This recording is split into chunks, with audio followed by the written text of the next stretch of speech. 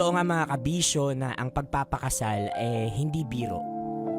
Ang pagbibigay ng singsing ay hindi isang laro at talagang isang seryosong desisyon. At sa mga ganitong klaseng pagkakataon, perhaps, ang bigat na nararamdaman ng mga lalaki ay valid.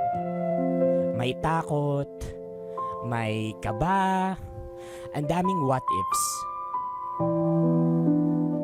Pero sa mga ganitong klaseng kabibigat na desisyon, dito natin mas nalalaman kung gaano kalalim ang pagmamahal natin sa isang babae.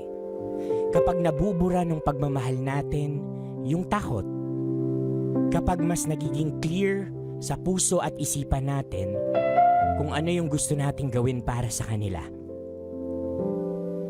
Tanggap natin kung ano yung magiging desisyon o magiging sagot nila.